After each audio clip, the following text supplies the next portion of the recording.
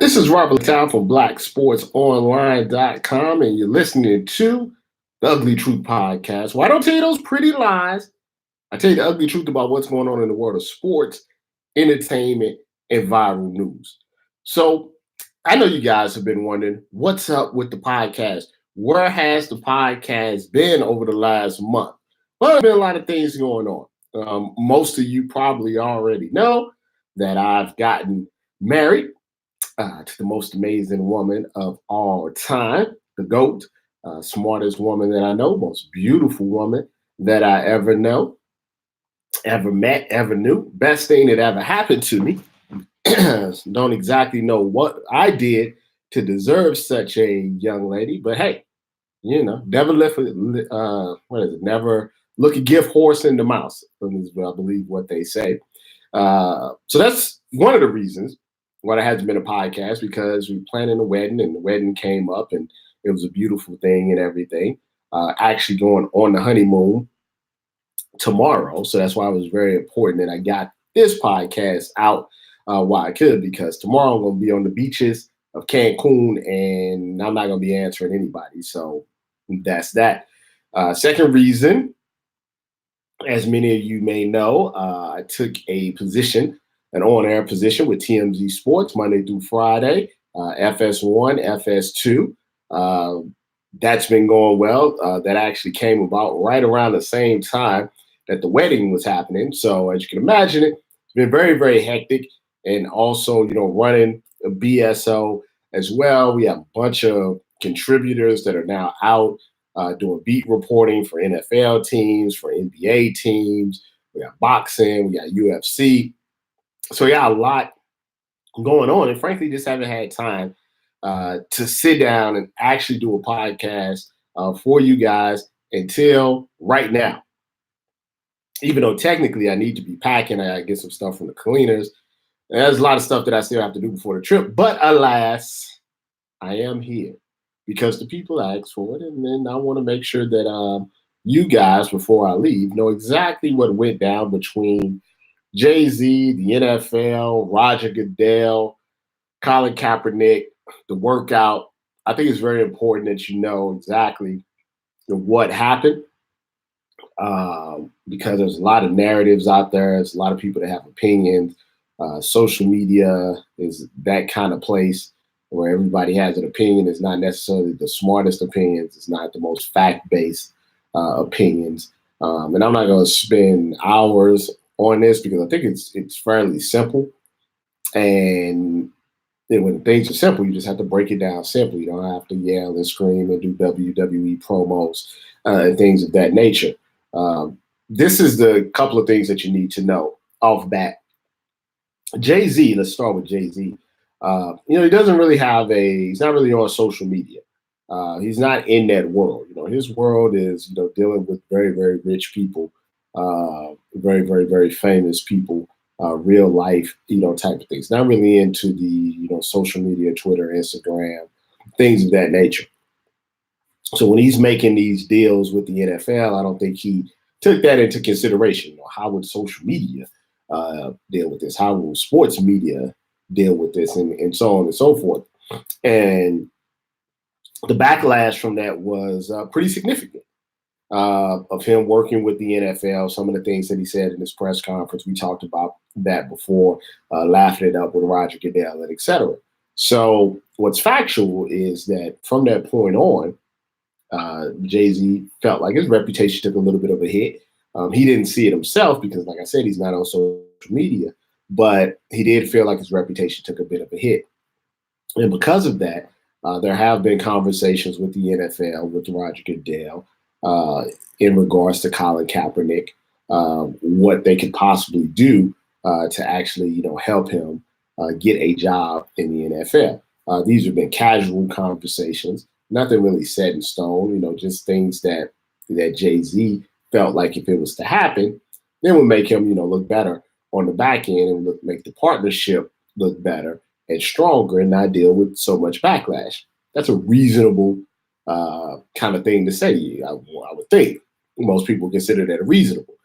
If you want a partnership to work, And a part of that partnership, excuse me, a part of that partnership is not working or is not getting good feedback because of this specific thing, then you should actually try to take care of it. So Jay-Z and Roger Goodell and the NFL kind of all came together. It's like, hey, let's see what we can do. We need to do something to maybe make it seem like we're doing an olive branch to Colin Kaepernick. Now, here's the part where Jay-Z, I think, maybe finally understands is that when you do business with the NFL is going to do things their way. And a lot of times the way the NFL does things don't make any sense at all. Take for example the new pass interference rules. You know, they put this rule in because of what happened in the NFC Championship game. They put the replay in, but then they don't overturn anything. So because they didn't really want it in, they're backwards like that.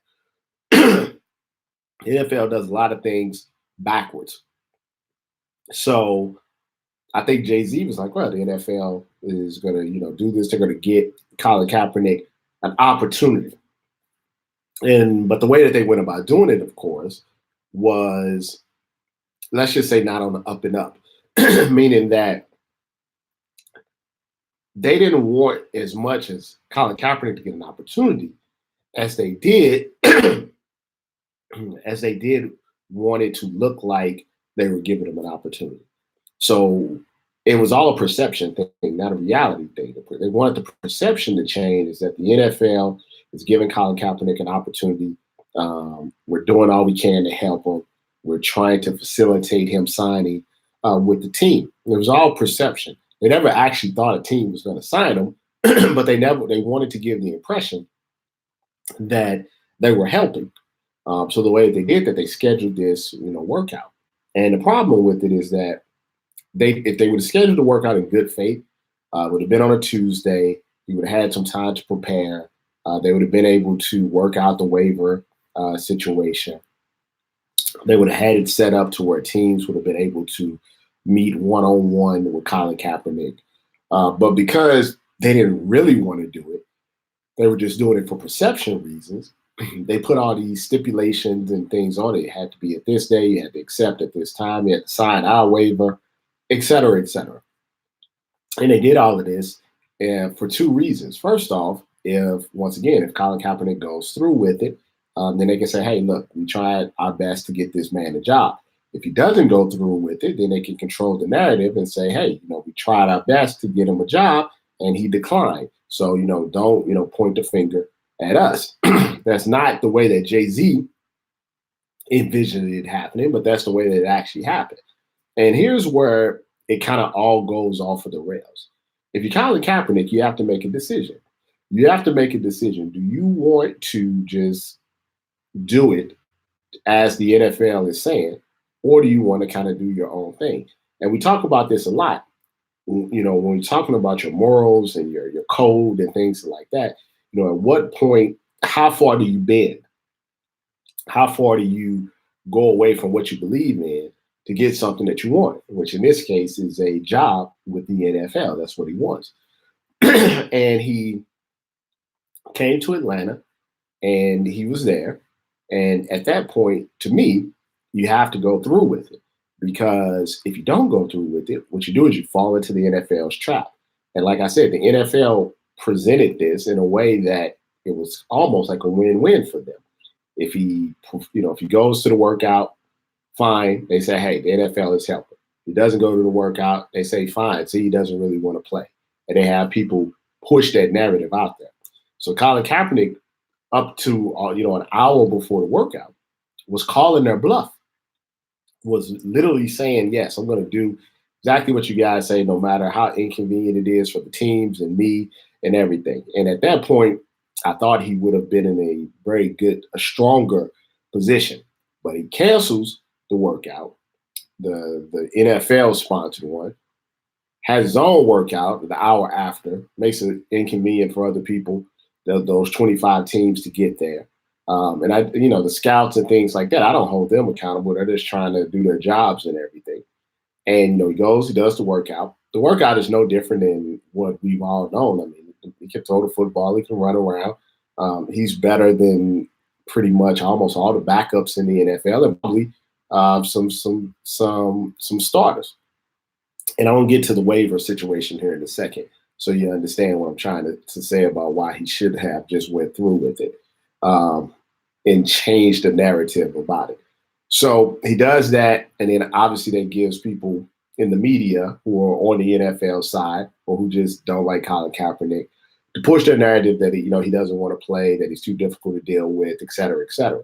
So he gave them that opportunity by not facilitating and going through with the NFL workout. Now, a lot of people will say, and I wrote about it, I was the second person to write about the waiver situation. The waiver is a standard waiver, but it also, is vague in the fact that it gives up, it can be perceived as giving up some employee rights to whoever signs it. Of course, that's not a big deal if you're like if you're a rookie coming into the NFL Combine or you're a street free agent, because obviously no one has to sign you.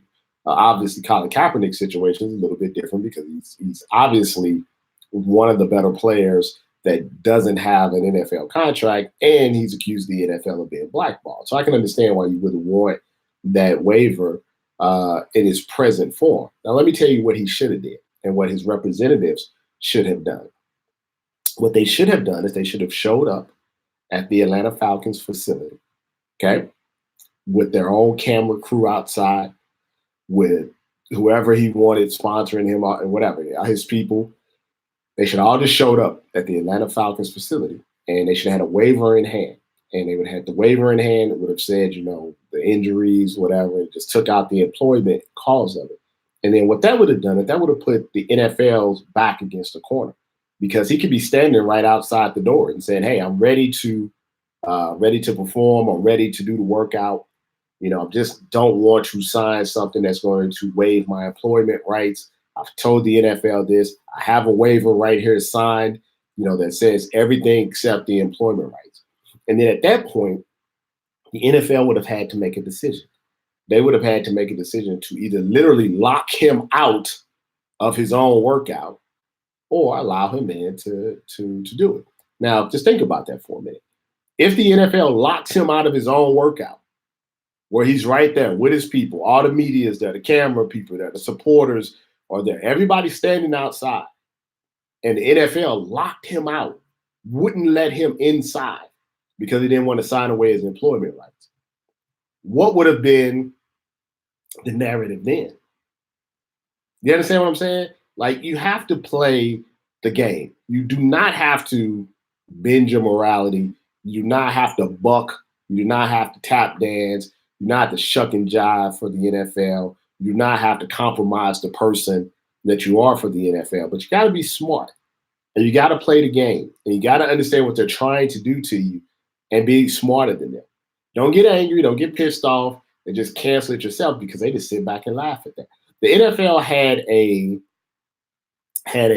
almost a 500-word press release that came out as soon as Colin Kaepernick canceled their workout. That was in the drafts.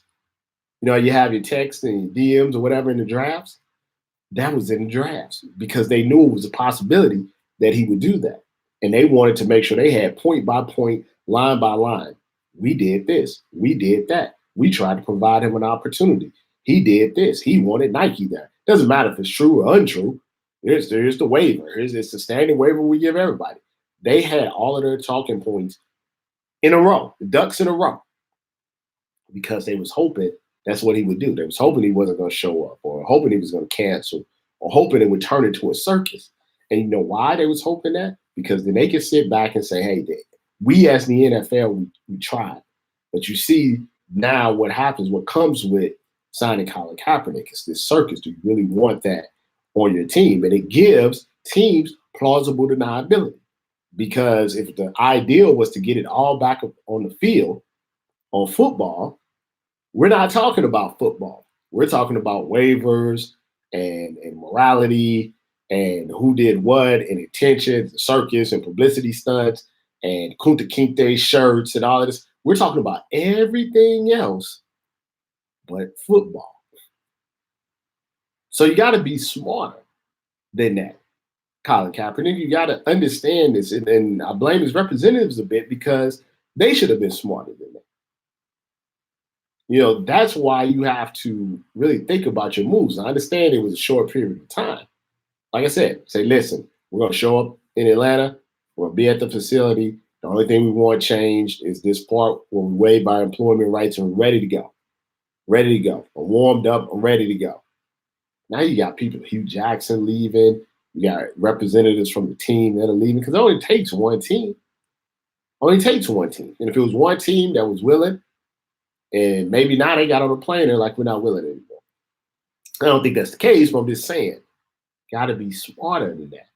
Because this is the second part of what I want to talk about with this podcast is that when I talk about media, I'm not, this is an important point, I'm not excluding myself within the sports media entertainment field. I work in the sports entertainment field. I have an immensely popular website. I've done radio. I have podcasts. I do TV. I've done YouTube TV. I've done national TV. I've been on pretty much every major website in the country. We break stories. Our headlines are the best headlines in the country. So I'm not excluding myself from that. But I'm like Deadpool. Like Deadpool knows that he's in a comic book movie. And he talks to the people about it. So that's what I am. I know what I'm in. I'm just telling you what's really going on, what they don't want you to know. That's the difference. That's the difference. So when I'm telling you that this stuff is scripted, let me explain to you what I mean. I don't mean like a movie script. Like I don't mean they're reading off a script. I'm just gonna break down and tell you what happens. Okay? This is exactly how it happens. And they don't want you to know this. They don't want you to know this. But I'll tell you anyway. It's exactly what happens. Something like this goes down. Okay? Your personality has a strong opinion on it, whoever it may be. Doesn't matter if it's Stephen A. Smith, Skip Bayless, Shannon Sharp, Colin Cowherd. It doesn't matter. So somebody has a strong opinion. What they do is they generate buzz. The way that you generate buzz these days is through social media. Now, there's a couple of different ways that people can do this. They can do it like a rational way and just kind of tell you how they feel about it. Or they can go the WWE, Chris Jericho promo way. Now, Stephen A. Smith is very talented at this particular thing. It's the reason that ESPN pays him $8 million. They don't pay him $8 million just to, be rational. They pay him to be this character, the Stephen A. Smith character, which is perfectly fine. They pay Skip Bayless $6 million a year to be the Skip Bayless character. That's what they do. So when you come out, though, and it's another point I'll make in a little bit. I'm just going to finish up how this works. Stephen A. comes out. He does his Instagram or whatever. He does his YouTube videos, does his Twitter videos, and he does the promo because that's what it is. Because there's a way that you can say the same things that he said without the way that he said them, not in the attacking way. So then what he does, or what media does, is they wait for someone important enough to attach themselves to the promo. In this case, Eric Reed. Eric Reed sets Stephen A. Smith up. So Eric Reed says it's tap dance and uses Daffy Duck. Now Stephen A. Smith has a foil. Goes out, says all these crazy things about Eric Reed, which you could have surmised in one tweet, but he goes out and calls him all these names and stuff. It calls him ignorant and all this stuff. So it's now you got the back and forth. So now everybody's watching because people love the drama, right? People love the drama. So Eric Reed and Stephen A. Smith are arguing back and forth on Twitter. Let's all get to our phones and reply and like and do all of this stuff and put up the videos. And how Stephen A. Smith doing, sitting back at home, chilling, relaxing, talking to his producer. Hey, we got this. Eric Reed, me, Kaepernick, first take Monday gonna be fire. Then what you need is the opposite side. You need a face. You got a heel and a face. So they go into their production meeting. And Stephen A. Smith said, hey, this is how I feel about Colin Kaepernick. I think he doesn't want to play. I think he doesn't want to do this. I think he doesn't want to do that. Eric Reed is this, that, and the other. And then you have the opposite side in this particular topic, the face. It's brilliant if you think about it, because normally when you talk about black athletes, you would think the black guy is the one that's going to, prop him up, and the white guy said, but they flipped it on it. They flipped it. Said because what if the black guy is the one that's talking, down to him, We had a white guy that, is coming to his defense. So Max says, hey, I'm going to say this, that, and the other and everything. I don't agree with you and blah, blah, blah. Now, they can generally have these real feelings. I'm not saying that they don't. I'm just saying this is how it goes in the production room. I'm going to say this. We're going to talk about this. And yeah, okay, I don't agree with you on this. I'm going to hop in and I'm going to say this and blah, blah, blah. We're going to have a real good discussion about it. They get out there, and then what they do, they have basically a match. It's like WrestleMania. He goes and says what he's going to say. Max is going to say what he has to say. And then the marketing department of ESPN or FS1 or CBS Sports or whatever it may be, what they say, hey, now, here's what we do. Put out the Stephen A clip, put out the Max Kellerman clip, go back and forth. We get social media up in a frenzy. Now we got everybody want to watch First Take. Everybody want to watch Undisputed. Even though someone's, as ignorant as Tiki Barber, who nobody likes, shoot, I almost cursed. Even Tiki Barber say, hey man, you know what I do? I say Cap's unlikable because only 5 people listen to my show, but now, and I fell right for it, to be honest with you. Shoot, 5 people listen to Tiki Barber, but hell, I do a story on it, put the headline about him, cheating on his pregnant wife who was pregnant with twins, and with the college girl where he was sneaking in the dorm rooms when he was 30 plus. And now I got 50,000 views, and he got 50,000 people. They still don't like him, but they're listening to his show on CBS Sports. You see what I'm saying? And that's how it all works. That's why I say it's work. Everything is scripted. Everything is planned out, plotted out. Once again, I'm not excluding myself from that because I do it to people all the time. I do the same thing. So, if I'm doing a story and I look at the story at the face value and I say, something that needs a little hot sauce, that's what I do. We did a story, just a silly example. We did a story about Odell Beckham Jr.'s girlfriend, Lolo Wood. And she was doing the photo shoot with Jenna Frooms, right? And that's fine. There's nothing wrong with that story. People like to see pictures and stuff, right? Well, I'm like, it's missing something. It's missing a little extra. So what do? You throw in Antonio Brown and how, he left her because he said God told him to go back home and be a family man.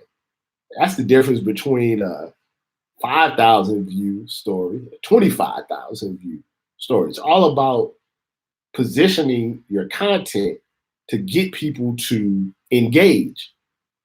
Now, with that being said, as a Black man, I do think there are certain responsibilities that we have to take into consideration. Now, I say that by also saying that just because you're Black doesn't mean you have to agree with everything. Like, just because every once in a while I get athletes that hit me up and say, hey man, you're a Black man. I'm like, yeah, but you had a DUI and you blew the sobriety test. Like, what do you want me to do? So just because you're Black doesn't mean you have to just support everything Black if people are doing stupid stuff. But I do think there's a responsibility though, when you're Black and you're talking about issues of race, and to really pay attention to who is co-signing you on these type of takes that you're making. To Stephen A. Smith and Jason Whitlock, it may not matter because it's like, hey, we're just doing this to get viewers for our shows. But if you really dig a little bit deeper, when you see the type of people that are co-signing these views, racist, MAGA, white supremacists, do you really want those type of people to be the ones in your court or in your favor? You really have to figure out that line. Like with stuff like, to me, like with Colin Kaepernick or anything of a serious type of issue like that, you can tone it down. Everything doesn't have to be like this. It's a difference between saying, LeBron is not clutch or KD shouldn't have went to the Warriors, and someone that's being denied employment simply because they were speaking out against racism and police brutality. You have to have some sort of line, with that. And you can do it. It's not that it can't be done. You can see people that have disagreed with some of the moves that Colin Kaepernick has made, but they also say it in a certain way that you can have a reasonable discussion, about it. But when you go and everything is a Hulk Hogan, Ric Flair, Dusty Rhodes type of interview or promo, and everything's just about arguing and embrace the debate and just getting viewers and readers in, is that you lose a little bit in it. And like I said, probably don't care. People getting paid millions of dollars a year to argue. So maybe they don't care if some white supremacists are co-signing that. But like I always told you guys, if you're a black person and you're willing to talk about black people, no matter if it's politics, sports, entertainment, or whatever, you will always have a job in media because they love black people who are willing to say the things they can't say on air. Now, when I say that, I mean white people. So if you can get Stephen A. Smith to say it instead of Will Kane, then you're going to do that. You get Whitlock to say it instead of Colin Cowherd, you say it. And then what you do is they just circle back around and say, well, Stephen A. said it, so how can I be racist? Whitlock said it, he's black, so how can he be racist? So it's all that type of situation when I'm talking about it. Not excluding myself from it, not saying that I'm better than anybody else, or have a better moral compass than anybody else, or what I do is worse or better than anybody else. What I'm just saying is that you should be aware that what you're watching is entertainment. It's not journalism, it's entertainment. Journalism, and a lot of us come from a journalism background and have done journalistic things. But at this point in media, there's not many actual journalists. You understand what I'm saying? Like what you're watching on TV is not journalism. When I'm on TMZ Sports, that's not journalism. That's entertainment. When you watch it First Take and all that's not journalism. That's entertainment. You can tell the difference in stories. Certain things is not journalism. And I think people have a hard time separating that because if someone remembers Stephen A. Smith back when he used to write at the newspaper in Philadelphia, like he's a journalist. That's what he used to do. He's write actual stories. Skip Bayless wrote books, in Dallas. So it's not like, they're not journalists or haven't been journalists. Is that the times have changed and they're not anymore. Like Max Kellerman, when he's talking about boxing, is a boxing journalist. He's a boxing expert. You respect his opinion on boxing because he's not just giving hot takes. He's giving it as someone that's spent 20 years of his life talking about boxing. But when he's on First Take, he's an entertainer. It's two different things. It's entertainment. There's a reason why the WWE had to acknowledge the fact that it was sports entertainment. That's why I use the analogy, because wrestling is fake. Wrestling is not fake in the sense that of what is happening. It hurts, the stuff that they're doing. It's scripted though. So people need to know that the outcome is already predetermined. That doesn't take anything away from what they're doing. Athletically and physically, it's still a grind, but it's entertainment. And they had to acknowledge it. And media is entertainment now. And people need to acknowledge as such. And that's why I'm here to tell you what's going on. So you just know what's happening. Now, like I said, most people, like I said, they like the drama. They like it. So I'm not knocking anybody. What I will say is just be careful, because when you have a voice and you're one of the biggest voices, maybe the biggest voice in Black media, and you're on the biggest platform in ESPN, the things that you say really have a longer reaching effect than what you probably even think. That has a trickle down effect way, way, way deeper than what you may think. So should be very concise and careful about what you're saying. Follow me on Twitter at BSO, Facebook Black Sports Online, Instagram BSO TV, and now you can watch me. Well, not for the next 3 days because I'm gonna be on my honeymoon. But you FS1, TMZ Sports. Times may vary, but most of the time it's 9 p.m. Pacific, 12 midnight Eastern, and then we have the morning. It follows up in the morning at 6 a.m. Right before first things first. Be sure to check out the show. Tell me what you think. Trying to give it a little bit of that BSO flavor. Now I got to go get my dry cleaning. I got to go pack. I got to go put on my flowered shirts and everything because I'm gonna be sipping a big old thing of tequila, a big old margarita around this time tomorrow. So you guys have a good week, good weekend. Going up a lot of good fights this weekend. We have some stories up for that, and I definitely will try from as much as I can to get in a podcast at least once a week. I'm out.